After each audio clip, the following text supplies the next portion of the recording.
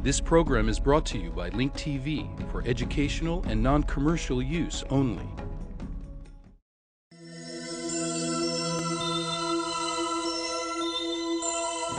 Mosaic, a daily news program from Link TV, presents a selection of news reports from independent and state-controlled broadcasters from throughout the Middle East.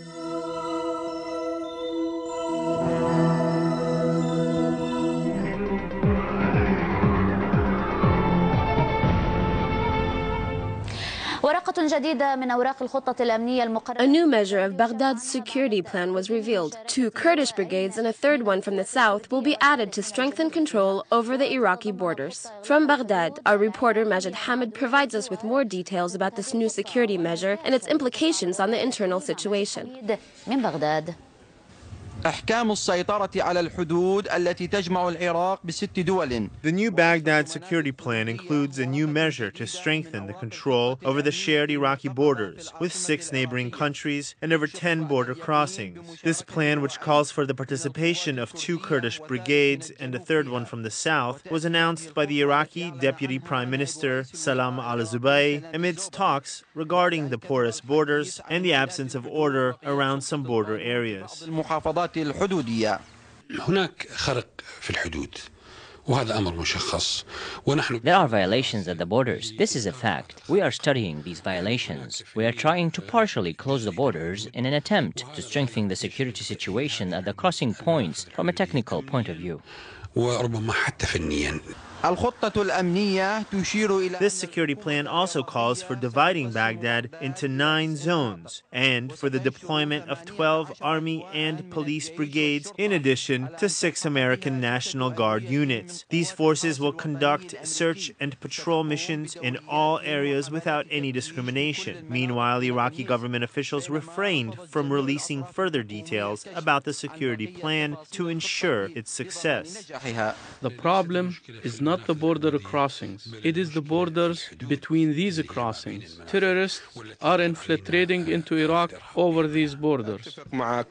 I agree that we need to use any method or plan that would lead to establishing security and stability in Iraq, so Iraqis can feel safe in their country.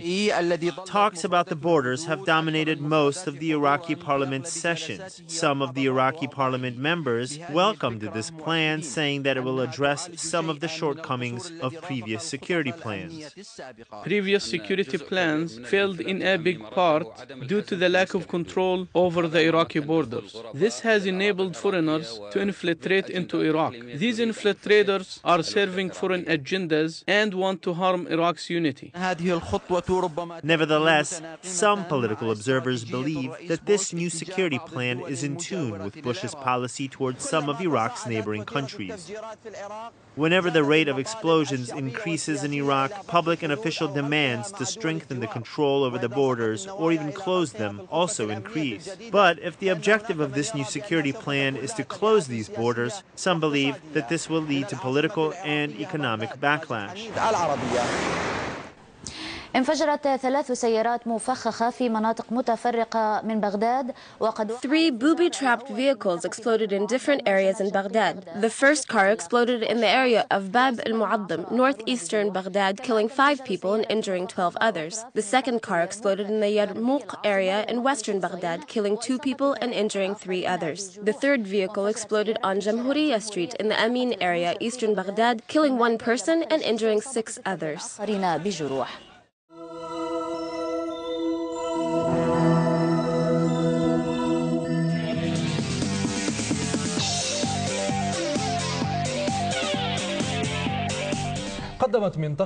The successful military operation that was carried out by the Iraqi security forces in the Zarqa area north of the holy city of Najaf is an example of how these forces can effectively eliminate terrorist groups. Although the terrorists were fortified in this area, the security forces managed to kill 300 of them and arrest hundreds of others. في حصيلة غير نهائية للمواجهات العسكرية التي حدثت في مزارع منطقة الزرقاء شمالي النجف According to the media office in the Najaf province, more than 300 terrorists were killed in the military confrontation that took place in the Zarqa farms. The terrorists that were killed included the leader of the so-called Soldiers from Heaven, Diya al-Qar'awi. 650 terrorists were also arrested, and 190 others holding Iraqi, Sudani, and Egyptian passports were injured. Only 11 were martyred, and 30 others were injured among the Iraqi forces. Al-Iraqiya television, which was present at the scene, managed to capture explosive images showing the fierceness of these battles. The Iraqi security and military forces in Najaf exhibited a high level of competence in eliminating these terrorist groups who were fortified in this area.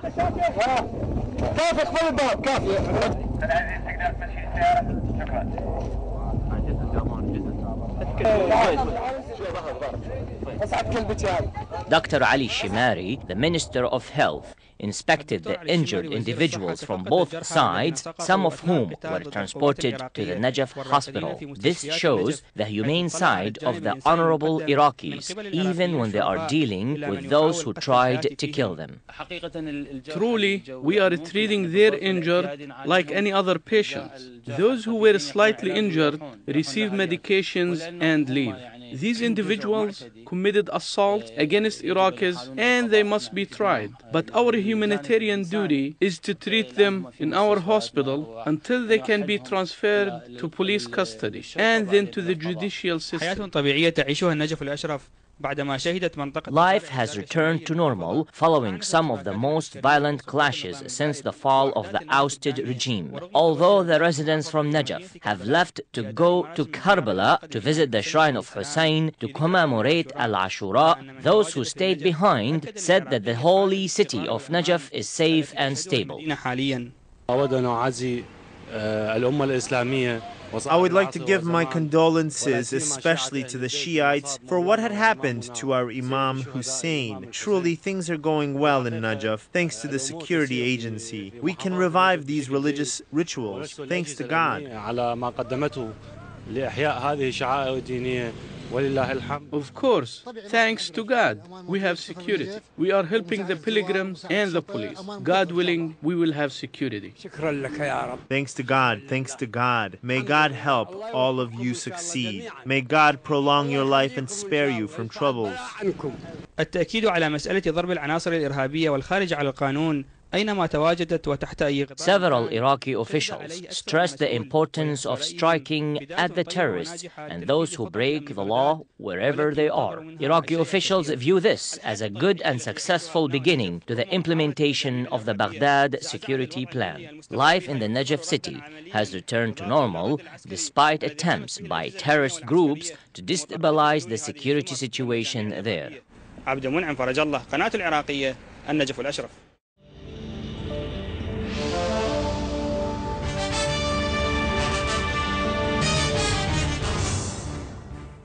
In the Iraqi city of Al-A'zamiya, a group of armed men wearing official uniforms and riding in Hummer vehicles rolled in the Ras al-Hawasha neighborhood near Siyam al-Mitwalli Street and abducted dozens of local residents and escorted them to unknown area. Meanwhile, unknown militias have fired more than 30 mortar shells on the Adel neighborhood west of the Iraqi capital, killing 2 children and wounding several civilians.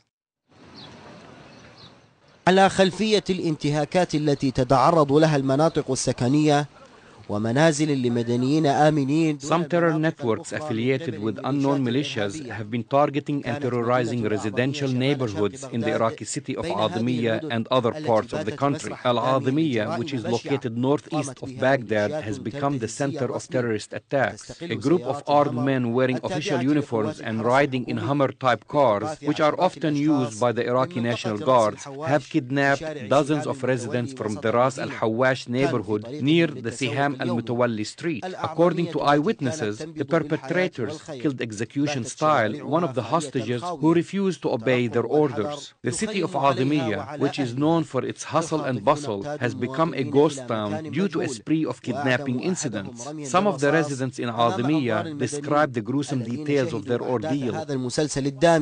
عندما رفض الانصياع لأوامر المختطفين. أهالي الأعظمية وصف بعضهم تفاصيل ما جرى.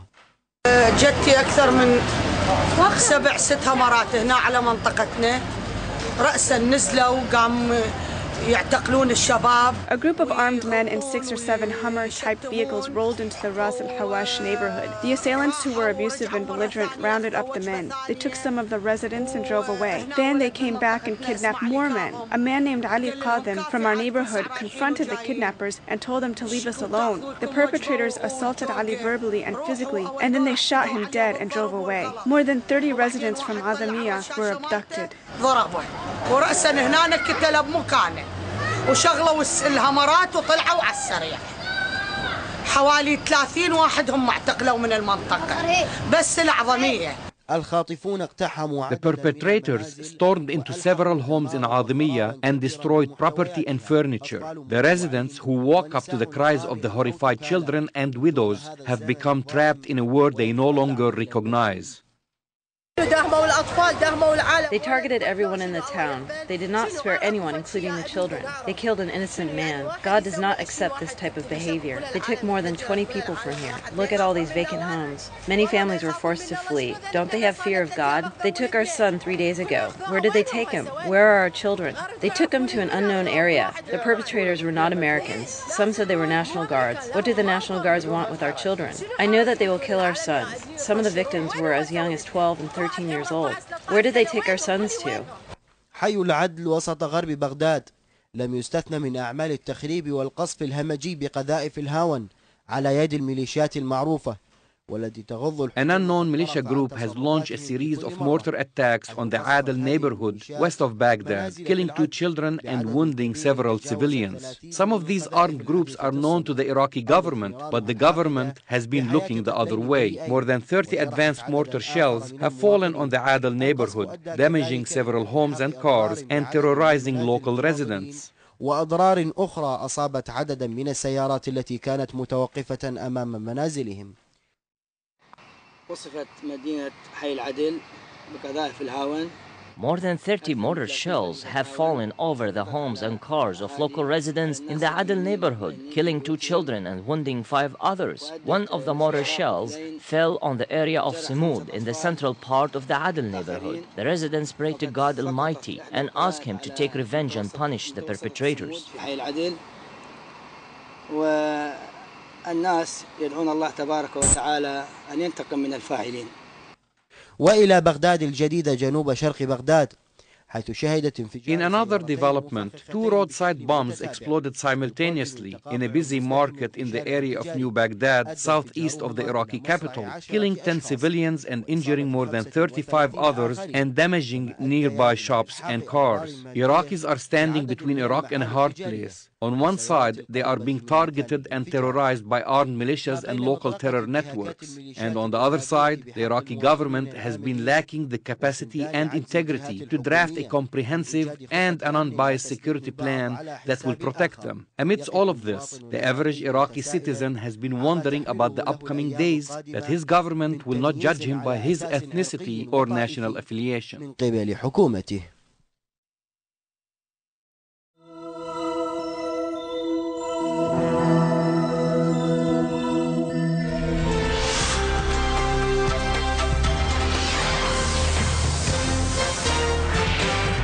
واعتقالات أيضا في بريطانيا حيث قالت الشرطة البريطانية إنها اعتقلت 8 أشخاصا في مدينة. According to British police, 8 people whose identities were not disclosed have been arrested in Birmingham in central England in connection with an alleged plot to carry out terrorist attacks. عمليات إرهابية. اعتقالات جديدة بدعوى مكافحة ما يوصف بالإرهاب في بريطانيا.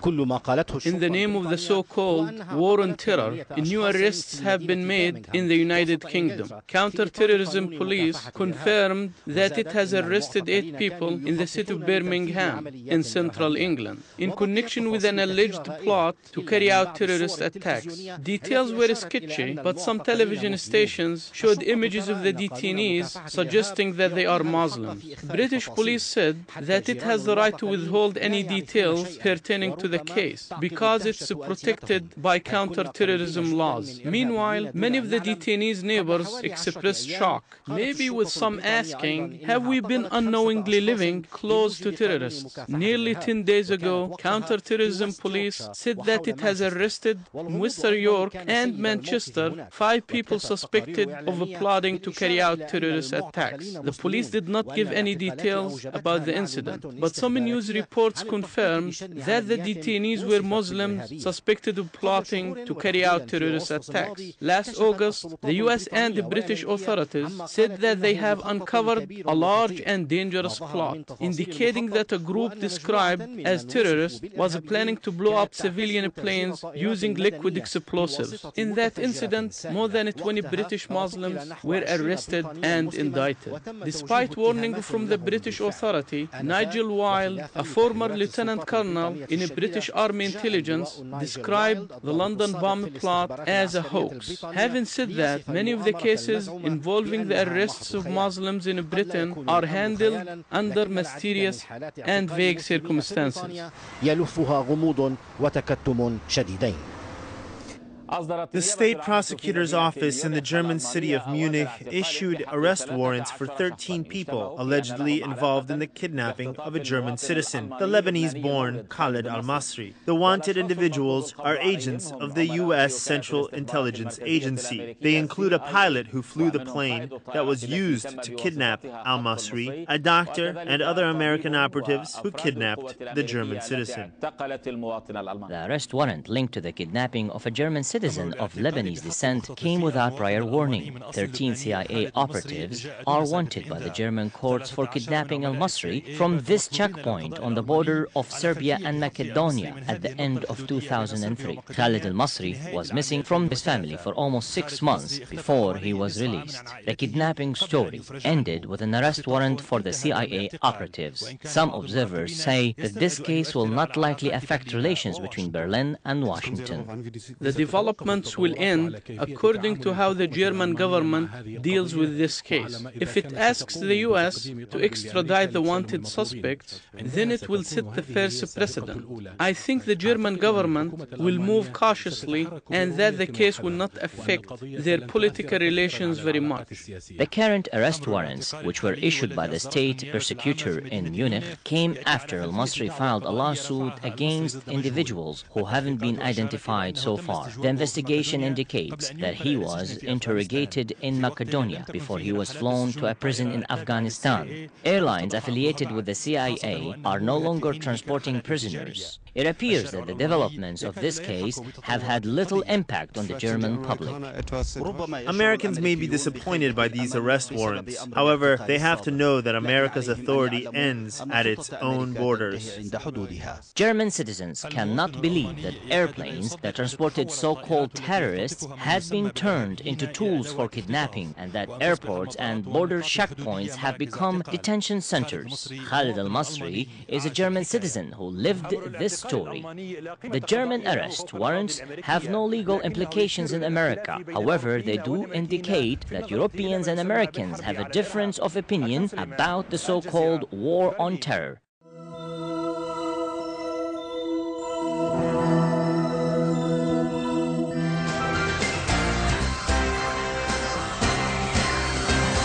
The verdict is in. Former Justice Minister Chaim Ramon was found guilty of indecent acts after forcibly kissing a female army officer against her will. A 3-judge panel consisting of 2 females and 1 male unanimously convicted Ramon at the Tel Aviv Magistrates Court. The fateful decision could put an end to Ramon's 23-year political career. More in this report now from IBA's Efrat Batat. Over half a year of hearings, testimony, allegations, and counter-allegations came to an end today when a 3-judge panel unanimously declared former Justice Minister Chaim Ramon guilty of committing an indecent act. The judges ruled that Knesset member Ramon forcibly kissed a 21-year-old female soldier working at the Prime Minister's office against her will. A tense-looking Ramon sat quietly with his head in his hands during the 30-minute reading of the verdict. Accompanied by his partner, Ramon refused to respond to reporters as he made his way through the crowd and left the courthouse. Ramon was indicted in August of last year and soon after stepped down as the Minister of Justice. The court found that Ramon kissed the female soldier, known as H, without her consent, forcing his tongue in her mouth. The incident occurred after the soldier asked to have her picture taken with Ramon, a picture in which the two are seen hugging. The photo was cited by the defense throughout the trial as primary evidence that she flirted with him. Ramon admitted to the kiss, claiming that it was the natural outcome of a lengthy flirtation that H had initiated. Ramon claimed the kiss was consensual, denying that he forced it upon the plaintiff. The prosecution argued that Ramon had no reason to believe that H wanted him to kiss her. The most important question the judges faced was whether Ramon could have or should have known that H did not want to be kissed. Ramon apparently failed to convince the judges that all events leading up to the kiss led him to believe the woman wanted him to make the physical contact. The court ruled that Ramon's version was not credible, adding that the former minister attempted to humiliate the plaintiff. The judges said they found H's testimony reliable and that Ramon lied during his testimony. It is still not clear whether Ramon will appeal the verdict. Arguments for sentencing will be held in about 3 weeks' time on the 21st of February. One thing for sure, a new and unprecedented standard was today set in Israel, and workplace relations will take on a new standard. This is Efrat Batat for IBA News. And it was just reported that Chaim Ramon will appeal today's ruling to the Tel Aviv District Court.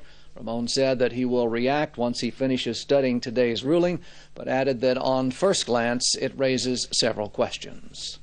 And some reactions now to today's historic ruling. Prime Minister Ehud Olmert, who many said was eagerly awaiting a not guilty verdict to reinstate Ramon as Justice Minister, said he felt deep regret upon hearing the verdict.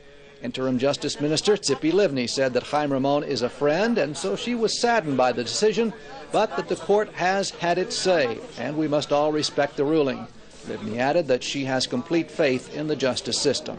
Shas Minister Eli Yishai also said he was saddened by the outcome, adding that Chaim Ramon is a politician of great stature who contributed much to the country's political system. MK Yuval Steinitz of Likud said the ruling necessitates a change in the laws regarding sexual harassment. MK Ronit Tirosh of Kadima expressed a similar sentiment, saying that today's ruling will create a crisis of confidence between the public and the justice system, adding that the conviction does not sit well with one's sense of justice. Miri Golan, who was the head of the police investigating team when the case broke, said that the ruling fits the evidence in the case.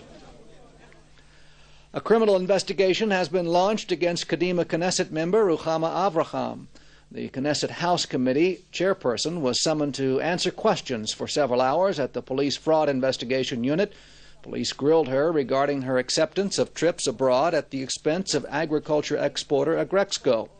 Avraham is suspected of receiving bribes, fraud, and breach of trust. Her office today released a statement saying that she provided full answers to all the investigators' questions. Agrexco issued a statement charging that the investigation is the result of a complaint filed by business competitors. 2 years ago, Avraham and fellow MK Eli Afulo traveled to the U.S. and Europe at Agrexco's expense in violation of Knesset Ethics Committee directives. Avraham has maintained that the trip was aimed at assisting Israeli farmers on issues relating to employment of foreign workers. President Moshe Katsav has left the president's residence in Jerusalem and does not intend to return so long as his suspension remains in effect. Katsav arrived at Beit Hanassi last night to take his possessions and meet with employees. Shortly after his arrival, Attorney General Menachem Mazuz issued a statement saying that Katsav's presence at the official residence is contrary to the law, which requires a temporary cessation of the president's term of office because of the criminal investigation against him. Katsav has reportedly returned to his family home in Kiryat Malachi. In other news, another victim of domestic violence, this time in Jerusalem. A 75-year-old woman died from stab wounds in her chest after arguing with her estranged husband at the Malcha shopping mall. The victim lived separately from her 77-year-old husband, and they apparently met at the shopping mall by chance. An argument broke out relating to mutual possessions. The man allegedly pulled out a penknife and began repeatedly stabbing his wife in front of shoppers. Security guards and passers-by subdued the man and alerted police. The woman was evacuated to Hadassah Hospital but later died of her wounds. The assailant is being held by police. Tu B'Shvat, the Jewish New Year of the Trees, is just around the corner. In the Berea Forest in the Upper Galilee, family members whose loved ones were killed during this summer's fighting in Lebanon planted trees in honor of the holiday. The entire forest was burned during the war as a result of Katyusha rocket fire. Today's planting was the first effort in a plan to restore the natural treasure to its former splendor. The event was organized by the Defense Ministry. And Deputy Premier Shimon Peres rejected a proposal by Qatari Emir Sheikh Hamad bin Khalifa Al Thani to hold direct negotiations with the Hamas-led Palestinian government. Peres, on a two-day visit to the oil-rich Gulf state, said Hamas must first recognize Israel's right to exist, cease terror, and accept previous PA agreements. Peres also discussed the Iranian nuclear threat with the emir and asked Qatari officials to continue their efforts to help win the release of captured IDF soldier Gilad Shalit. The deputy premier also participated in a BBC World program, Doha Debates, answering tough and controversial questions from 300 Arab students. That program will be broadcast Saturday and Sunday on BBC World. Joining me now in the studio to discuss the implications of today's guilty verdict of former Justice Minister Chaim Ramon is Jerusalem Post political correspondent Gil Hoffman and Post features editor Ruthie Bloom. Gil, I want to start with you first. Does this signal the end of Chaim Ramon's political career? Well, it sure looks like that, Yochanan. Already today, one of the members of Knesset requested to the House committee that they start the process of forcing Chaim Ramon to quit the Knesset. He has to now leave the Knesset in order to fight for his good name. Only if a miracle happens and he wins an appeal can he somehow come back, but that's a process that's going to last longer than I think this government is going to last. The judges were very harsh in their criticism. They said Ramon lied. He twisted the facts. He tried to humiliate the complainant in court. Is he going to go to jail?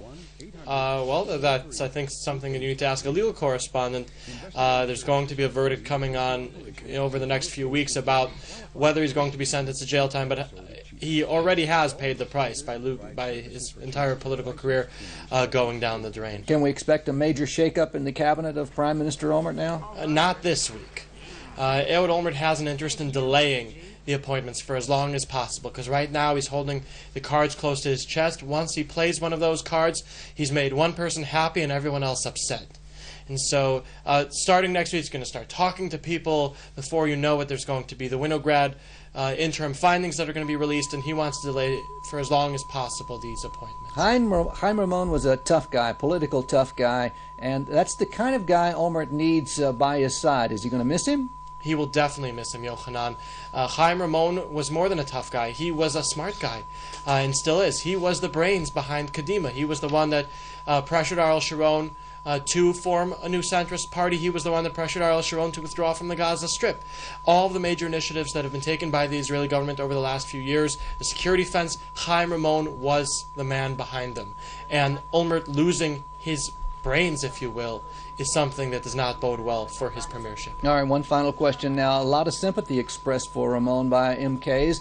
Several said we need to change the sexual harassment law. Was that a knee-jerk reaction, or are they actually going to go about the business of changing the sexual harassment law? Not if they want to get reelected. The members of Knesset, off the record were like, I can't believe it. Chaim Ramon was just that kind of guy who hugged people. They still don't believe that he's guilty, despite the verdict today. But when it comes to actually taking a public stand and saying that what Chaim Ramon did should be legal, I don't think you're going to see too many members of Knesset jumping forward to do that. The views expressed on Mosaic are those of the participating broadcasters, not Link TV or its sponsors.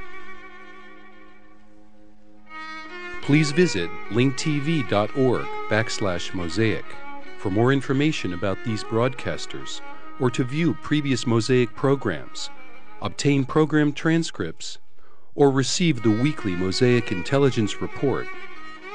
Mosaic is made possible by a grant from the William and Flora Hewlett Foundation.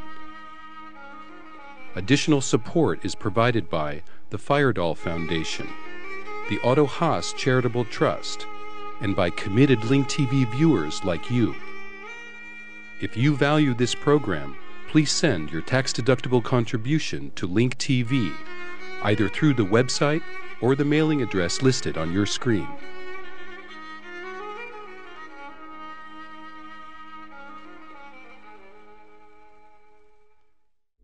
This program was brought to you by Link TV for educational and non-commercial use only. Link TV is the only U.S. television network devoted to global and national news, with uncompromising documentaries and diverse cultural programs. Programs which connect you to the world.